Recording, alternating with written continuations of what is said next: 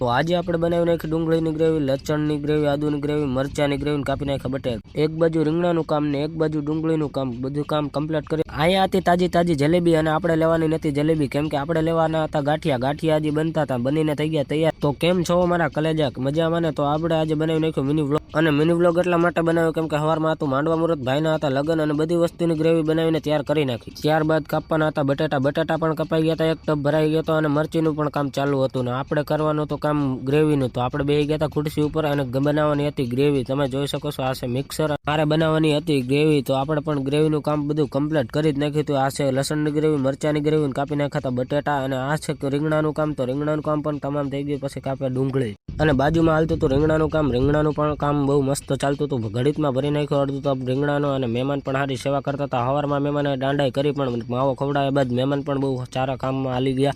અને મહેમાનની ટીમ એટલે કે બધા ભાઈબંધો એ પણ બહુ સારા કામમાં લાગી ગયા હતા મહેમાનની સાથે. અને હું પણ કાંઈ નવરો હતો નહીં, કેમ કે નવરો ઘડીત પૂરતી હતો એટલે બનાવી નાખ્યો મિની વ્લોગ. અને ડુંગળીની વાટે હતો, ડુંગળી કપાય એટલે આપણે બનાવવાની છે ગ્રેવી. પછી ડુંગળી કપાઈ ગઈ ને આપણે નાખી દીધી મિક્સરમાં અને કમ્પ્લીટ કરી નાખ્યું ગ્રેવી. આમ અને મિત્રો તમને પણ જરૂરથી કહી દઉં છું, આપણે ચેનલમાં નવો હોય તો સબસ્ક્રાઇબ કરતા જજો, લાઈક કરતા જજો અને શેર કરતા જજો. તો આપણે આપણું મિની વ્લોગ બનાવી રાખી. અને પછી હું તો મારી ગાડી લઈને થઈ ગયો હાલતો ગામમાં એટલા માટે જવાનું હતું ગાંઠિયા લેવા માટે જવાનું હતું. ને હું થઈ ગયો ટાઢનો રોબોટ બની ગયો. પણ ગાંઠિયા તો આપણે ખાવાના જ છે એટલે પહોંચી ગયો ગાંઠિયાની દુકાને. અને અહીંયા કામ હાલતું હતું ગાંઠિયાની દુકાને જલેબીનું.